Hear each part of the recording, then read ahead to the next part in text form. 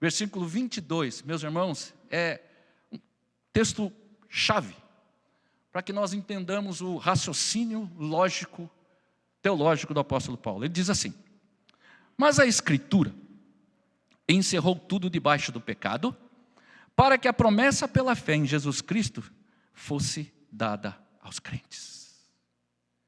É um versículo que pode passar despercebido por nós. À medida que a leitura possa fluir, e essa discussão com aqueles irmãos, e quando eu digo discussão, era discussão mesmo, a ponto de Paulo, mais uma vez, quero referir-me à citação que ele faz quando ele esteve em Antioquia e ele colocou o dedo em riste em Pedro. A discussão era séria. Mas não porque Paulo era caprichoso, mas é porque Paulo era preocupado. Paulo tinha uma preocupação só como pai, a de mostrar àqueles irmãos que Jesus Cristo e a sua palavra é suficiente. Por isso, meus irmãos, assim sendo, a Escritura é suficiente para mim e para você? Eu quero aqui tratar algumas razões pelas quais, se não é, deveria ser. E quando eu falo isso, por favor, não me entendam mal. Quando o pastor Glauber sobe aqui e fala algumas coisas, ou qualquer outro instrumento de Deus, a ideia é como um pai de verdade. É um pai que quer chamar a atenção do filho. Filho, o que você está fazendo? O que você está fazendo, filho? E tem hora que o filho parece que não entende que você tem que subir um pouco o tom, né? Cara, um dia eu vi o Arthur.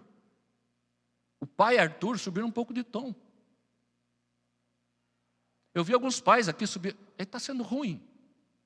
Não, ele está chamando a atenção. Para! Cuidado!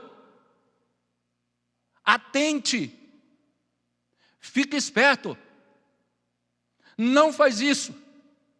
Ele tem que subir um pouquinho o tom. Por isso essa epístola de Paulo aos Gálatas nos chama a atenção, mas voltado para algo que para Paulo era indiscutível, é somente a Escritura. Por isso, meus irmãos, eu quero aqui, juntos com vocês, dar algumas razões pelas quais eu e você precisamos ter a Bíblia como única, exclusiva, suficiente. Não tem como ser de outra forma. Vejamos, mas a Escritura encerrou tudo debaixo do pecado. Em primeiro lugar, é a questão da origem desta Escritura. No verso 8 do mesmo capítulo, Paulo diz assim: ora, tendo a Escritura previsto que Deus havia de justificar pela fé, ou seja, a origem da Escritura nada mais é do que o próprio Deus. Sabe por quê, meus irmãos, a preocupação do Senhor em nos dar uma Escritura? É exatamente por causa do referencial. É o referencial. O referencial tem que ser o Senhor. Nós estamos numa geração, isso pesquisas, eu não tenho aqui o percentual, entre pastores, e agora, se entre pastores a coisa está assim, imagine membros da igreja. Os pastores que menos estudam os atributos de Deus. Quando o Senhor, Ele coloca esta visão para o apóstolo Paulo sobre a Escritura, Paulo está dizendo, a origem de todas as coisas é o próprio Senhor. E a inacessibilidade, ou seja, Deus é tão inatingível, que Ele teve que, por misericórdia, dar algo escrito para nós, para que nós pudéssemos entender por esses escritos, o caráter de Deus. Por isso, na teologia, nós temos todos aqueles atributos: santidade, pureza, poder, graça, misericórdia, tudo que fala. E Joel Bick, ele fala com uma propriedade muito interessante, não sei se o pastor Glauber concorda, que quando nós estudamos os atributos de Deus, sua justiça, seu amor, sua bondade, santidade, nós só fazemos isso por conta de uma questão didática, para que eu e você entendamos. Mas em nenhum momento, em nenhum dos atributos de Deus, nós podemos afirmar: o amor de Deus é santo, justo, amoroso, gracioso, misericordioso, e assim sucessivamente. Não há, de maneira alguma, de nós conseguirmos retalharmos Deus, colocar Deus e seus os seus atributos em departamentos. E a ideia de conhecer o Senhor, em trazer à luz por meio do escrito, é para que nós entendamos quem é Deus. Porque senão, meus irmãos, como que você seria santo? Qual é a referência de santidade nas Escrituras? O Senhor. Qual é a referência de amor para nós? O Senhor. Qual é o referencial de justiça? O Senhor. Misericórdia, graça e assim sucessivamente. E à medida que você vai se deparando com esse Deus, que se mostra por meio da sua palavra, por meio dos seus atributos, e quando eu sou atingido pela sua santidade, há que haver em nós, no mínimo, duas coisas. Deus, eu não sou santo como tu. E Deus, tem misericórdia de mim. Os irmãos entendem o que Paulo está dizendo? A Escritura, por causa da sua origem, não é uma origem humana, não é uma origem filosófica, não é uma origem de qualquer lugar, é um referencial. E Deus, por causa do pecado, Ele não mudou, não baixou, e de forma nenhuma, as suas exigências. Tá bom, Adão, você caiu mesmo, agora você está em pecado, olha, vive como você quer, tá bom? Eu vou te dar essa deixa, tá? Não, isso não aconteceu e nunca ocorreu. E nunca acontecerá. Deus, Ele não é ludibriado, nem pelo que nós somos e pensamos que somos. Deus é único, é Senhor sobre todas as coisas. Deus está além da sua criação. Deus cria todas as coisas, mas Ele não está nas coisas. Ele se envolve com tudo que Ele criou, mas Ele não é aquilo. Ele não é manipulável. Ele não é. E é aplicação para o nosso coração. Já percebeu que, às vezes, nas nossas emoções, nós tentamos manipular Deus? Eu já fiz isso. Pastor Glauber, acho que não, mas eu já fiz. Sabe quando o seu filho vem? Eu tenho uma netinha que é um espetáculo. Mas como gosta de vovô. Aí quando vem com aquele vovô, Sandro, dá uma derretida, né? É como se nós estivéssemos lidando com um Deus que parece um vovô sentado num trono que nós podemos manipular com os nossos choros, dos nossos corações.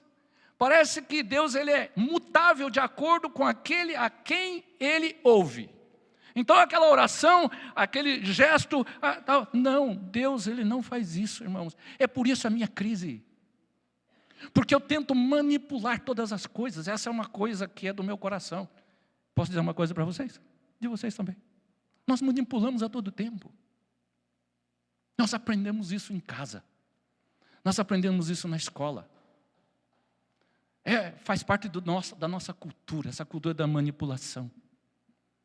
Por isso, Paulo fala, não adianta. É somente a Escritura, porque é um referencial. Esse referencial é imutável. Sabe por que é imutável? Porque Ele é Deus. Sabe por que Ele é Deus? Porque todos os seus atributos se colocam a favor dEle mesmo, em prol dEle mesmo, para que vocês conheçam. E a partir daí, conhecendo o Senhor nosso Deus e os seus atributos, vocês vivam como tal. E eu não vou baixar o nível. Eu não vou baixar o nível. Meus irmãos, imagine uma faculdade, um curso universitário, em que a exigência aqui, por exemplo, posso aqui mencionar pelo menos 2 cursos. Magistratura para juiz de direito e Ministério Público, promotor de justiça. São 2 cursos que são muito difíceis, de verdade. Tem mais vagas do que candidatos. Não é isso, Léo? Sempre, né? Tem mais vagas do que candidatos. Agora imagine a banca desses cursos falar, puxa, o pessoal está indo mal, né? Vamos dar uma baixada no nível. Sem baixar o nível, a coisa está como está, imagina se tivesse baixado o nível. Irmãos, Deus não baixa o nível dele. E é por isso que a manipulação humana, que é própria minha e sua, quer colocar Deus de joelhos. Nós queremos colocar Deus de joelhos. E há algo que é como se eu e você, nós temos que fazer algo. Como é que nós vamos admitir alguém que possa, de maneira externa, me salvar? Por que não eu? Por que eu não posso? Por que eu não acrescento algo quando eu venho à igreja? Afinal de contas, é um sacrifício, eu poderia estar na minha casa. Por que eu não posso acrescentar quando eu leio a Bíblia? Eu tenho que colocar a minha mente para funcionar? Então nós vamos caminhando e Paulo fala, não. Somente a Escritura, por causa da sua origem, é um Deus que é eterno. É um Deus que pode todas as coisas, que não tem como manipular. Não tem como ludibriar. Não tem como jogar com as emoções. Não existe essa possibilidade. Nós somos seres emocionais. Deus, Ele é fiel a Ele, e não a mim, nem a você. Ele não tem compromisso com a fidelidade para com a igreja, se não fosse a fidelidade com a sua palavra em guardar a igreja.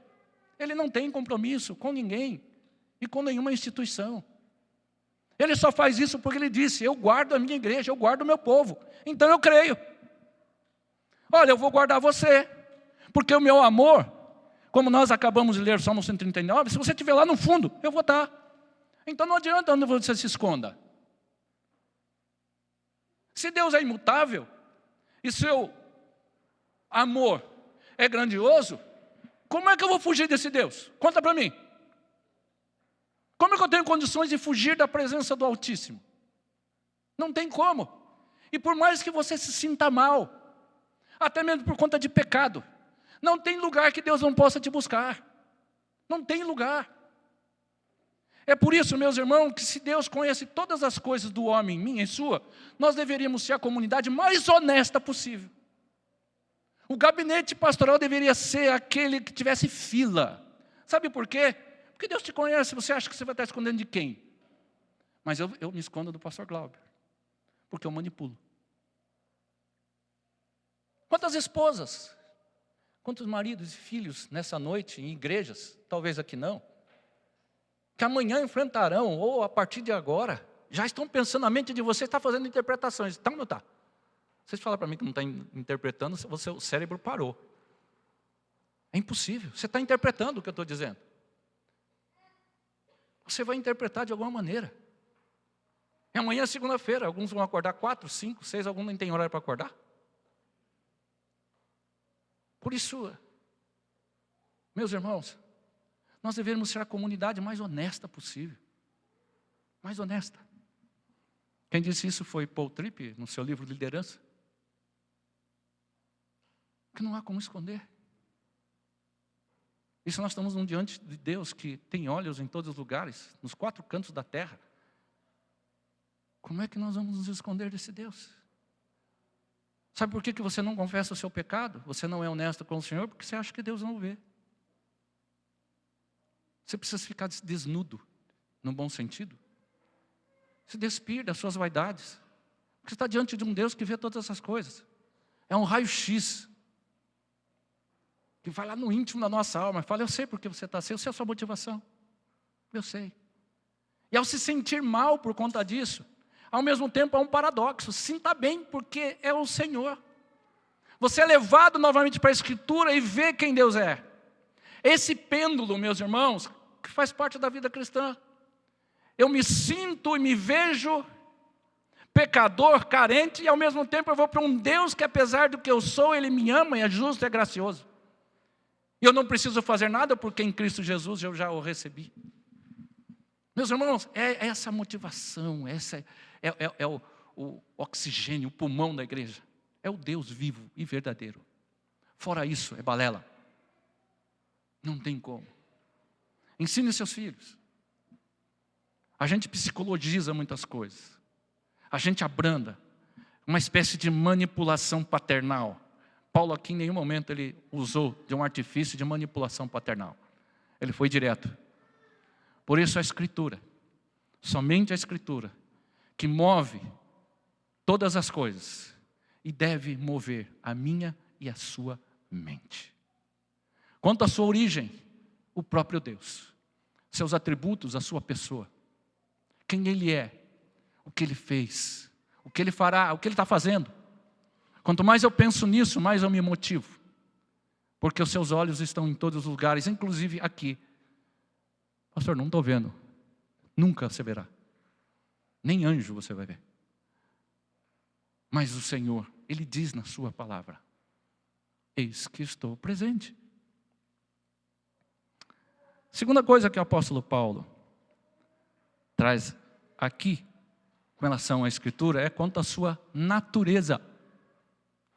Se a origem é o próprio Deus, a sua natureza tem que ser plena. Porque ele diz assim: mas a Escritura encerrou tudo debaixo do pecado. Sabe o que quer dizer? Toda boca se cale. Toda boca se cale diante do Todo-Poderoso. Por que isso é importante? Porque há vozes aqui, em todos os lugares. Há vozes até de pastores na mídia. Eu estou falando de um patamar assim, aceitável, né? Mas tem coisas terríveis. Há vozes da psicologia, a voz da filosofia, a voz do socialismo, a voz de todos os cantos. Mas há uma voz pior ainda. É a voz do seu coração. E a voz do seu coração, ela se apropria de outras vozes para acalentar o seu coração naquilo que é bom para ele. E ouvir o coração, e dar ouvido, que tem consonância, que concorda com o meu coração, e desprezando somente a Escritura, é um desastre. O nosso coração, ele é terrível. O nosso coração, ele não só manipula, mas ele é manipulável. É por isso que Paulo, olha, a Escritura encerrou tudo. É claro que ele está falando aqui com relação ao homem, porque ele fala, encerrou tudo sobre o pecado, que é a essência humana. A Bíblia, ou somente a Escritura, no que diz respeito, meus irmãos, à sua natureza, ela lida exatamente com aquilo que eu careço, que eu preciso, e não com aquilo que você acha que é necessário. Entenda isso, é uma diferença muito grande. O que a Bíblia, ela é plena, é para tratar comigo e o meu coração, diante de um Deus que é santo, diante dos seus atributos. Ele não vai tratar, meus irmãos, de emprego. Hugo, Deus falou para você onde você ia trabalhar? Você orou. Teve oportunidades, você foi. É olhar as possibilidades. Orar as possibilidades. Orando ao Senhor para não pecar contra ti. Deus, eu não quero pecar contra ti, Senhor. Eu quero glorificar o Senhor. Eu oro em cima disso. Há algum trabalho que não faça eu pecar contra o Senhor e não glorificar o Senhor? Existe, então eu posso escolher. Se eu vou ser padeiro ou outra coisa qualquer, não importa. Eu não vou pecar contra o Senhor? Não. Eu vou glorificar o Senhor? Vai. Então, filho, bom trabalho. Bom trabalho. Mas o que a gente quer? A gente quer ouvir vozes, anjos, já viu? Esse misticismo que tomou conta. Então, quando a Bíblia fala que ela é plena para lidar com você, com o seu coração, com a sua alma, com a sua vida. Um significado para você. Qual é o significado da minha vida se eu morrer hoje? Qual é o meu papel como marido? Como é o meu papel como esposa? Meus filhos, pais? Como é o meu papel como um funcionário, como um patrão? Como é o meu papel na sociedade? Ela vem tratar com você, do seu coração, naquilo que é, de fato, a essência. É o seu coração que precisa da graça. Porque o seu coração, ele vai ouvir outras vozes. E o Senhor fala, ouça a minha, porque eu sou pleno. Ouça a minha, porque eu sou pleno. A plenitude está em mim. Não em outra coisa. Não em outra filosofia. Meus irmãos, na história, tivemos um evento também terrível.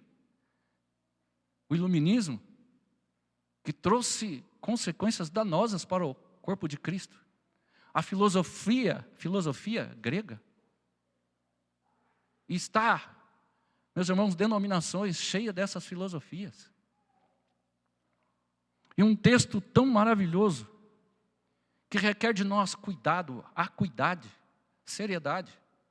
Quantas versões temos na nossa casa? Só hoje vimos 4 ou 5, né?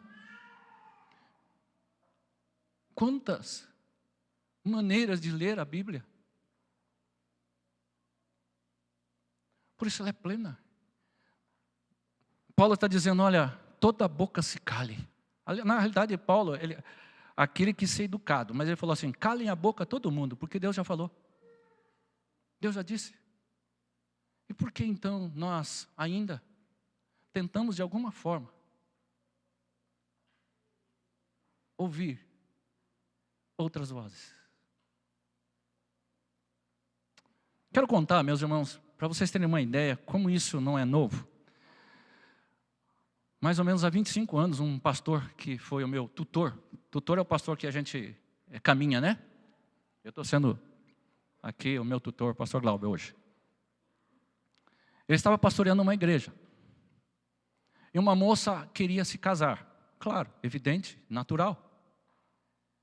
E falou, pastor, eu estou, sim, namorando um rapaz, estou de olho, assim, sabe?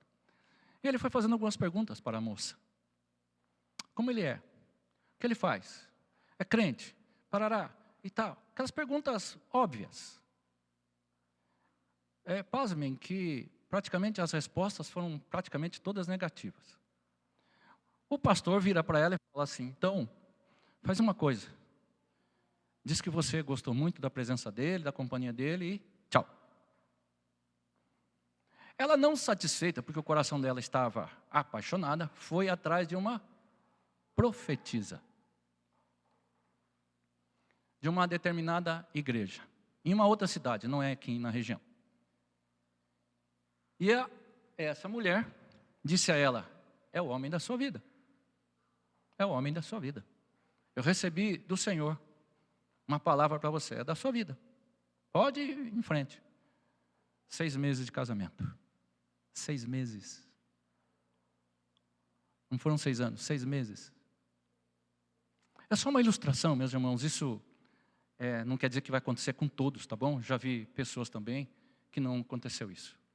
Eu só estou citando, no caso específico, como o nosso coração e nós ouvimos vozes. Porque nós gostamos de ouvir vozes que concordam conosco. É assim.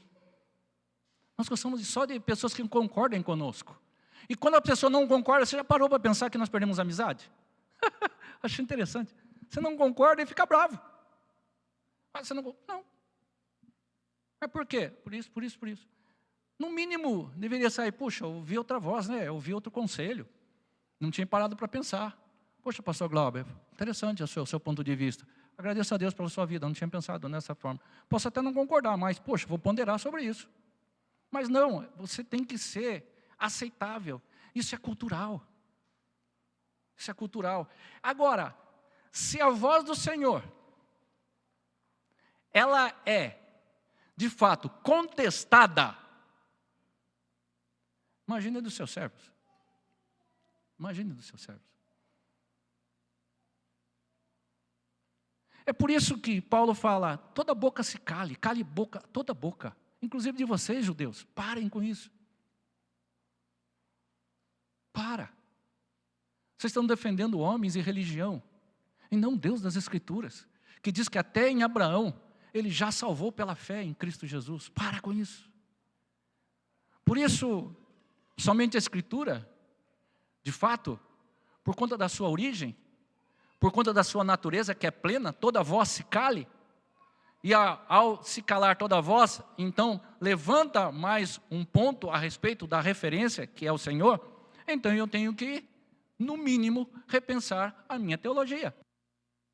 Eu tenho que repensar os meus valores. Eu tenho que repensar as minhas crenças. Eu tenho que repensar a minha vida como esposa, a minha vida como marido, minha vida como filhos, minha vida como pais, à luz daquilo que Deus afirma que deve ser, por conta dele, que ele é referência. Santo, bondoso, gracioso, misericordioso, amoroso. Mas há uma contestação hoje, e nós estamos ouvindo vozes que têm estragado praticamente vidas dentro das igrejas.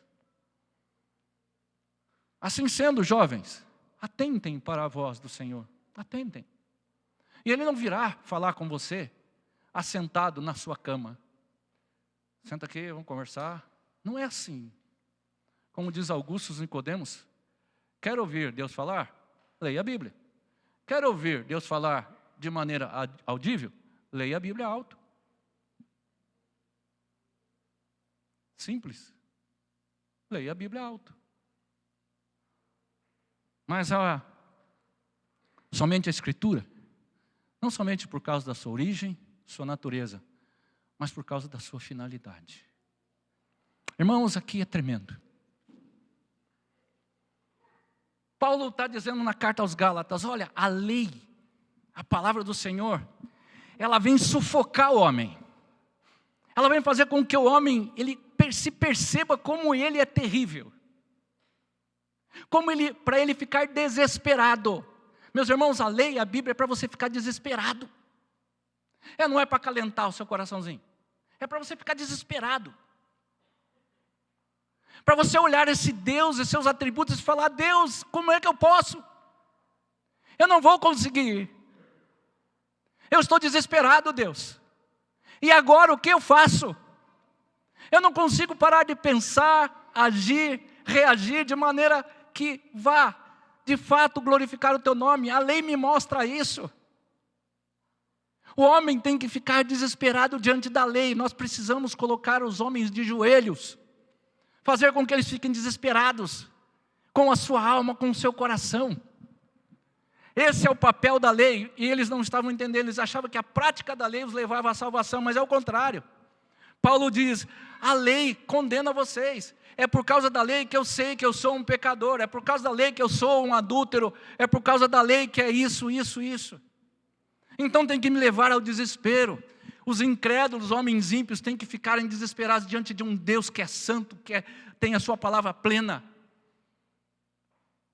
Esse é o papel da lei e eles não estavam entendendo. Por isso agora Paulo, qual a finalidade então da Escritura? Porque a lei está na Escritura. Ou a Escritura é a lei é a Escritura, o Deus da lei. Então eu posso ficar desesperado. O homem ficar temeroso, ficar angustiado. Ele possa aprender a promessa pela fé em Jesus Cristo. Essa é a finalidade, meus irmãos. A Bíblia só tem uma finalidade, mostrar Cristo, mostrar o Senhor, mostrar o seu sacrifício por cada um daqueles que irão crer pela fé que Ele mesmo coloca em nosso coração. A Bíblia não tem outra finalidade, a Escritura serve para mostrar a glória do Senhor, ficarmos aterrorizados. Quando Jesus ele confronta os apóstolos, no jovem rico, o jovem rico sai porque foi admoestado com as riquezas que ele tinha, não por causa da riqueza, mas o amor a elas. E após dizer que cumpria todos os mandamentos, Pedro faz uma seguinte pergunta: quem será salvo? E há uma palavra ali: ficaram aterrorizados. Os discípulos ficaram aterrorizados. E Jesus diz: isto é impossível para vocês mesmos. A Escritura, e somente ela, tem essa finalidade, meu irmão. Minha irmã querida, é fazer você relembrar de como a lei te sufocou um dia. E como você, por meio dessa lei, que é graça do Senhor, Paulo fala que a lei era graça. Porque eles começaram a falar, Paulo, se a lei não salva, então ela não tem graça do Senhor. Fala, não, pelo contrário. É por meio da lei, fazer com que vocês entendam que vocês precisam de um Salvador, é a graça. É por meio disso que nós somos salvos, quando nós temos a percepção da nossa inutilidade para tal coisa grandiosa, que é a nossa salvação em Cristo Jesus. É por isso que a lei, ela vem no seu coração. Alguns que saem bravos, e faz parte. Eu quero que você saia bravo daqui mesmo. Mas a maioria vai sair aqui em regozijo, porque o Deus que salvou, que um dia te apontou o seu pecado, e você falou, como é que eu vou me salvar? Meus irmãos, a ideia é essa, quem me salvará? E não tem nada a ver com o programa Senhor Jesus Cristo. É apontar para Ele. É apontar para o Senhor, o Cristo, o ressurreto, aquele que herdou todas as coisas, está sentado à destra do Todo-Poderoso, é aquele que intercede por nós, é aquele que está em nós e é por nós, porque dele, para Ele e por Ele são todas as coisas. Aleluia, amém. Então cale-se diante dele toda a terra. Entendem o que o profeta quis dizer? A voz única, a voz que deve ressoar, a voz que deve ser ouvida audivelmente. Então leia a Bíblia de maneira alta. Olha, as Escrituras encerrou tudo. Lá no seu quarto, quer ouvir Deus falar? Alto. Fala alto. Essa é a finalidade. Não é a finalidade para te dar um carro. Não é uma finalidade para te dar uma esposa. Não tem uma finalidade para dar um marido. Isso é idolatria. A finalidade de salvar você. Porque a partir da sua salvação, aí sim você terá condições de começar a ter umas percepções da voz do Senhor para a esposa, para um marido, trabalho. Os irmãos entendem que flui da Escritura a leitura para todas as coisas. Eu não vejo as coisas de forma direta, mas eu passo por meio das Escrituras. Não como um funil, mas como ela é, como palavra, como a última palavra. Por isso, somente a Escritura, a sua finalidade, meu irmão, é promessa pela fé em Jesus Cristo, que fosse dada aos crentes. A minha revista é corrigida. Eu gosto dessa versão.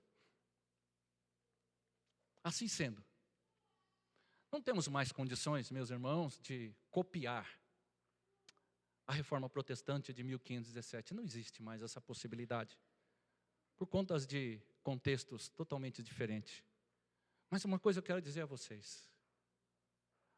A base para uma reforma pessoal, para uma reforma do coração, e se de fato Deus usar você para uma reforma onde você mora, até em Alchaltén, Deus seja louvado. Portanto, somente a Escritura. Somente a Escritura. Somente a Escritura. Nada mais do que a Escritura. Tem um livro muito bom, né? Nada mais do que a Escritura. É isso?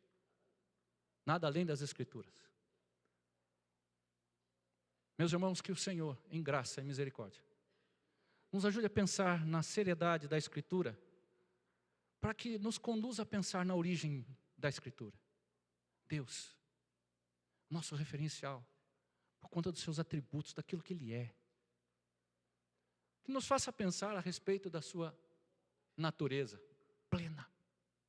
Cale toda voz que cale diante do Senhor. Ainda que me traga consequências que não são de fato tão agradáveis, mas toda voz se cale.